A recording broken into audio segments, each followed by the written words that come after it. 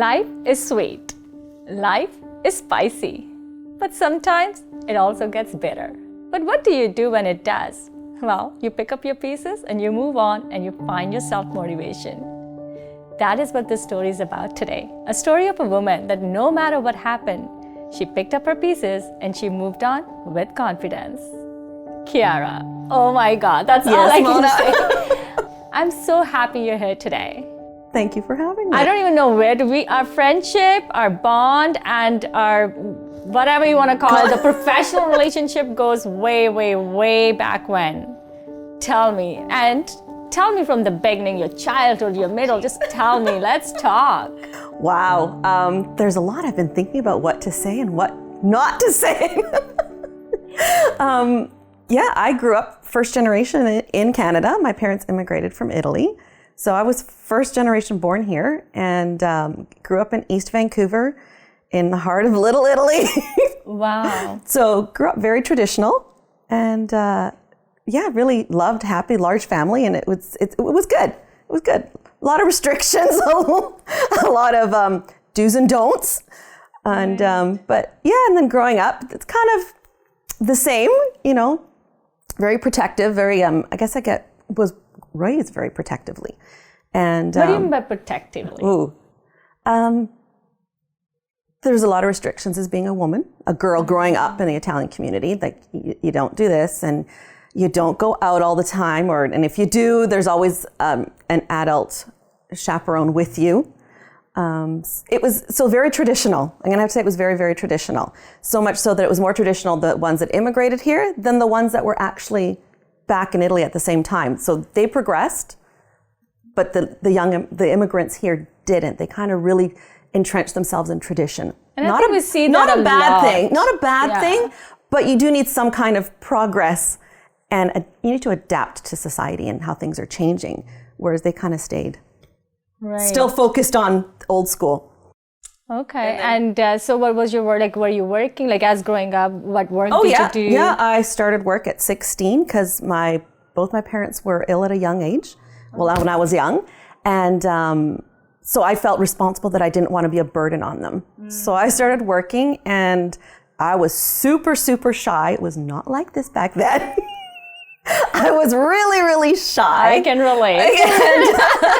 But I started in retail, selling shoes. Oh, wow. So I've always had a passion for shoes, and I guess I got that from my mom. So I loved it. I thought it was great, and it helped me go through university and college, and then some. So I think that's where I got my passion for sales, was in retail. And that's when you realized that's it. I'm born for sales. I wasn't that smart. I was told, you're good with numbers, you should be an accountant. And I'm like, okay. So I did go through the process and almost got my degree and realized, nah, it's not for me. And got into insurance sales. And how long have you been doing that for now? Over 18 years now.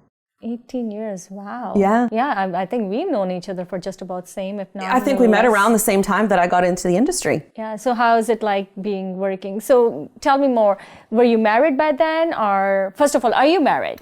No, I'm divorced. Okay. Yeah. So when you started coming into, like when you went into sales or financial industry, were you married back? Yes, I was. Okay. I was married. I had 2 children when I started. Okay, Yeah. How old are they? Well, now they're 24, 21, and 14. Oh, so you're still dealing with one teenager. I still got a teenager. How's that like? Different. He's completely different than the older 2. But he's the most lovable. Sorry, kids. But he's the most lovable, and he's total blessing. Total blessing. Wow. Yeah. So how was it working in a financial industry? It's a grind, because I thought it was a no-brainer. I thought everyone should understand finances. Everyone needs life insurance. I saw what it did, my parents not having it, and the financial struggles they went through, and even in their passing, what went on in their lives. So to me, it was, everyone deserves financial help, but it was a grind. Mm-hmm. It was a grind, but the people that I worked with, yourself included, made it fun. Like, it just kept you going and gave you that motivation to keep going. So now you did mention, when I asked you, are you married? And you said, I'm divorced. Mm-hmm. So tell me a little bit more. Now you were married in a financial industry, and I know sales call for a lot of hectic schedule. Mm-hmm. So how was it to be like going through your divorce at the same time, raising the kids, and still main breadwinner of the family, I would say? At that point, it was, I had the kids with me when we were going through the divorce. It was a struggle. It was hard because I had no one else to depend on. Divorce kind of was a voodoo word in my extended family, and I kind of lost all support there. I have a handful of maybe, and at that point we were like 150 strong, aunts, uncles, cousins, extended relatives, and they kind of all turned their backs on me, and it was hard because I was truly, truly alone. I had maybe a handful of close family members that kind of stuck by my side, and friends. So it was a struggle. It was a struggle, and there was days I didn't want to get out of bed, but I had to because I had 3 kids to deal with, and at that point they were like. So how old was your youngest then? 7. Oh wow. 6, 7. I was going through it, yeah. And it wasn't just that I was going through a divorce. It was I realized that it wasn't a healthy relationship to begin with. I got my 3 kids out of it, obviously blessed, but it was mentally and emotionally abusive. And I would get told things, I'm allowing you to work. How long you were married for though, Chiara, before you actually decided that this was not the relationship you wanted to be in? 19. By the time that everything was said and done, the divorce went through, I was married 20 years. Wow. So what shifted for you that 20 years later? And as you said, the Italian culture, and that for that matter, Indian culture is no different, where you take a stand and say, no, I'm not okay with it. So how was that like? What shifted in, like, what happened? It was hard. I had tried a couple times before in the earlier years, and no success. I got scared. What am I going to do? I'm a mother with, at that point, only 2 kids. What am I going to do with, what are people going to think? What are people going to say? How am I going to support myself? It was, and then I promised I'd change, things like that. And we figured, and it went okay for a while. And then it just all came back. And then I got pregnant with my 3rd, and I was like, okay, that's it. I'm done. Like, it's a done deal, right? So it was hard. It was really, really hard. And then I think once my mom passed, I was, okay, I can't disappoint them anymore. So I can't take this anymore. And I can't take the verbal abuse and the put downs and the embarrassment in public. And then it kind of shifted towards the kids and the words that I did not find were appropriate. And I didn't want them realizing that it's okay for a woman to be mistreated. I didn't want my daughter thinking that that was okay for a woman to be mistreated, not accepted, not valued. And I didn't want my boys to think that it's okay for a man to treat a woman like that.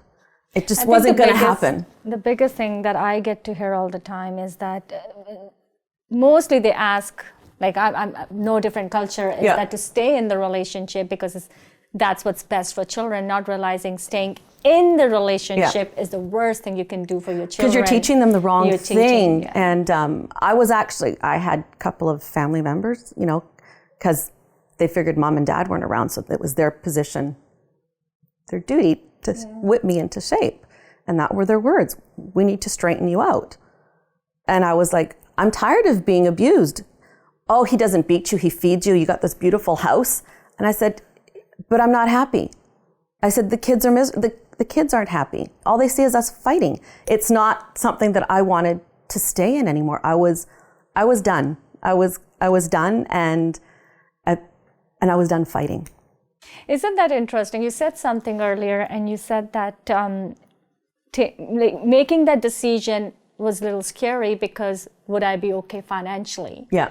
So fast forward to these many years later, have you ever been in a situation where you have, I wouldn't say that we don't have our financial struggles, but to the point that, oh my God, probably not. No. Because it's like, oh, I handle it well. I think my childhood, because my parents fell sick at a young age, finances were always an issue, and I was always kind of their translator and helping them and moving them forward. I wish I would have done it sooner. just because I'm stronger than I thought I was. And I'm being true to myself and who I am now. I'm not worried about what people are going to think. If you don't like me, next. It's like I'm fine. Comes, I'm fine. It's very liberating, very freeing. And I have better relationships with the people that have decided to stay in my life. And that's better. Quality is better than quantity. Whereas growing up, I thought, the more is the better, right? More family, more friends, it's the best. Not necessarily. So looking at right now where you are, which is just working in a financial industry, what do you think your future looks like for you? Limitless. Limitless. It feels bright. It feels freeing. I don't feel like I'm held by the restraints of culture, society, or anything. I have such a great relationship with my kids. We're open. We talk about everything. I love it. It's something that I never really had with my parents. Maybe with my mom as I got a little older, but never to the degree of the things that and I would look at them, oh my gosh, if your grandmother heard, she'd kill us both, But I love it that they feel comfortable enough to come to me and say, hey mom, this is what I'm going through, or hey mom, look at this, and that we can agree or disagree, and it's okay. Wow. Yeah. It's the bond that changes with the kids is totally different. It's completely right? different. Where did this relationship? I know. Where was it? Where was this relationship with my kids? Yeah, it's complete. And they'll bring up things from when they were kids. And I'm like, what are you guys talking about? Mom, you were so different. And I'm like, oh, okay, I didn't realize that, but okay. So Chiara, now, if you were to leave us with the words of wisdom for those that are listening, what would that be? Believe in yourself. Never, ever give up. I have my days, and I'll give myself one day, okay, and I'll tell myself, okay, you got one day to wallow, feel pity. It's like a pity party, right? You can have your pity party, do whatever you want, and then I feel guilty, but I do it. And then next morning, it's like, okay, start fresh, we're gonna forget about it, and make sure you have a strong support group. For me, it was my women friends and family, or cousin. I have a couple of cousins that they're my support group, and I'm finding we're 7 years after the divorce, 8 years after the separation, and I'm still getting them coming. I had no clue, Chiara, but I knew you were my cousin, and that's all that mattered. You were family. And I was like, oh, but now we understand. And and I still hear things of what was said and done back then and during the divorce. And I'm like, I don't want to hear it. I'm done. It's in the past. I don't want to I don't want those thoughts and feelings to come back just because I've worked so hard to get past them. So never, ever give up on your dream. Oh, that is so sweet. Yeah. Thank you so much, Chiara. It was so nice catching up with you. Likewise. It was so much fun. And thank you for being here. Well, thank you for having me. It was fun. It surely was. Yes. So I really hope that this story inspired you. What are you waiting for? Who do you want to inspire? The seat is waiting for you. Let's hear Women of Vancouver. So Chiara, I know we probably lost in touch in between, but you've known me for many years. Yes. Everybody that knows Mona knows one thing. Selfies. I'm a selfie queen. So this show does not end without having a selfie. So let's go for a selfie.